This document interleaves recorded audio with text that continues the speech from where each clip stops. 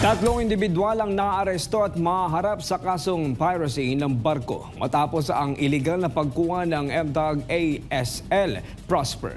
Mula Sual, Pangasinan, kinasuhan sila ng National Bureau of Investigation o NBI sa ilalim ng Article 122 o 122 ng Revised Penal Code na inamyendahan ng Republic Act No. 7659. Si Cherry Light sa report. Noong Enero 2, 2025, humingi ng tulong ang Hong Kong River Engineering Company Limited sa NBI para mabawi ang kanilang barko, ang MTAG ASL Prosper na iligal na kinuha.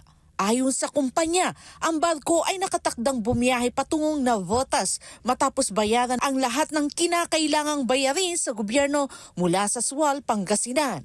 Come November 1, PENCON 8 maliciously published that our vessel is abandoned and hazard to navigation. So we write to Coast Guard and we have the proper documents that we said na kami po ay nagbigay ng aming complaint na hindi po yan nawawala, hindi po yan abandon, hindi po yan in distress at hindi po yan tinatawag na hazard to navigation. Sa kabila nito, nagbigay pa rin ng emergency salvage permit ang Sual, Pangasinan Station Commander pabor sa PENCON 8. Sinabi din ng NBI noong December 17, 2024, sinakay ni Narina Poliero Alberto Platino at ang isang Margie ang MTAG ASL Prosper at nagbanta sa mga bantay na magsasampa sila ng kaso kung hindi sila papayagan.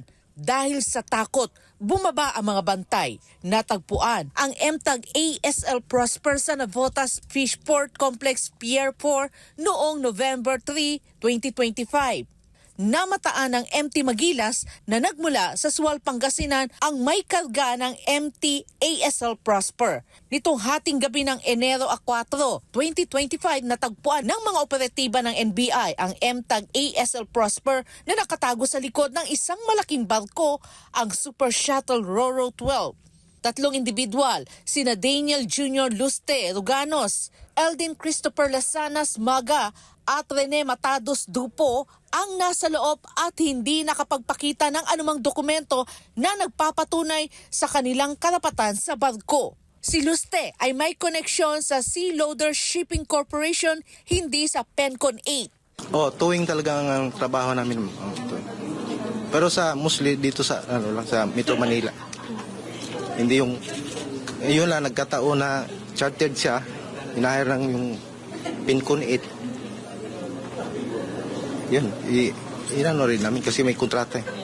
So itong piracy po na kaso ay non-bailable dahil reclusion perpetua ang penalty kung mapatunayan sila ay nagkasala. We will conduct a post-operation na investigation para makita pa kung sino mga maaaring liable. Bakit na nagkaganito itong barko na ito na hindi naman abandoned, hindi naman unsafe, bakit nagkaroon ng issuance ng emergency salvage. Para sa Diyos at sa Pilipinas kumahal, Cherry Light, SMNA News.